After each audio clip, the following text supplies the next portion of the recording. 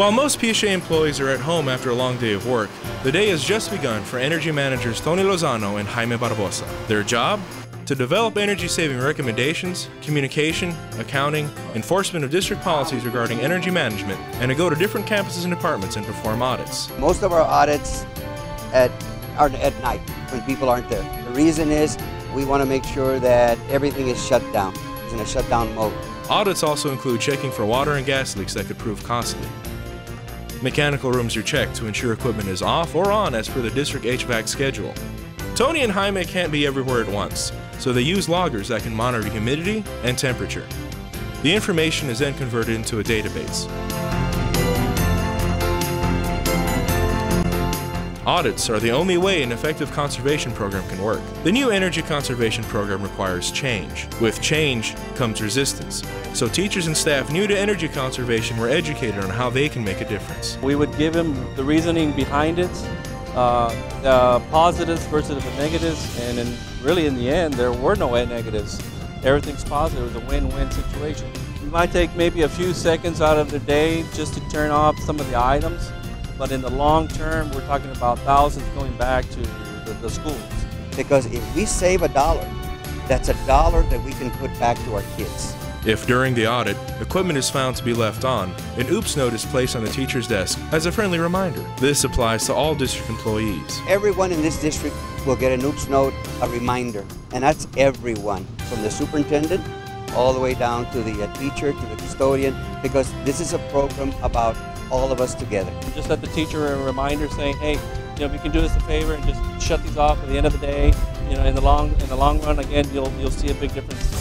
Coming back to the district. If you do everything correct, we give you a thank you note. By inputting the bill information, they can track on how much electricity, water, and gas is being saved. The energy managers are trained to help the district save money by cutting down utility consumption. We knew there was savings to be achieved, but without a concentrated effort with somebody monitoring it and making sure that it happens, it wasn't getting done. What I like to do and give them a better perspective is I use their home. In other words, I'll go up to the teacher and I'll say, well, before you left this morning to work, did you leave your TV running, your radio running? Did you leave your faucets or your kitchen sink running? And do you have your air conditioning down at 65 or 70? Well, no. Well, then why? Well, because then I'm going to have a high bill. Exactly. And that's my perspective that I do to educate them. They coordinate energy shutdowns several times a year. During shutdowns, equipment is to be shut down and unplugged. A report will then be distributed to all site directors and principals. Since implementation of the energy conservation program, improvements have been made throughout the district. We've seen improvements in the elementary levels, middle schools. We're still working with the high schools. The reality is that it's taken us a little longer, but everywhere there's been improvements. We've seen an estimated $2.2 million in avoided cost by implementing this program, which has been great to the overall budget for the district. Energy conservation goes far beyond the effect on PSJA ISD. It's kids, and it's the global issue of what can be saved with electricity, water, gas. One of the main things that's going to be achieved by having the program here is that we reduce our carbon imprint on the earth as a whole for the district.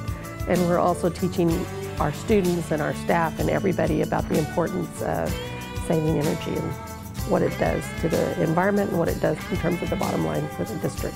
Conserving energy requires constant vigilance. We have to sustain this program continually. It's not a program that you can start and then not audit, let's say, 2 months later, because people by habit will go back to habits that they might have had. Our kids are going to be around for a long time. PSJA is going to be around for a long time. So if we can continue to save, $1 million a year, put it back into the schools, the more the better. The Energy Education Department works diligently to ensure continued savings and never compromises 2 key issues of the program: safety and comfort. This department also works in accordance with state law. There was a new state law that said districts had to reduce their energy by 5% a year.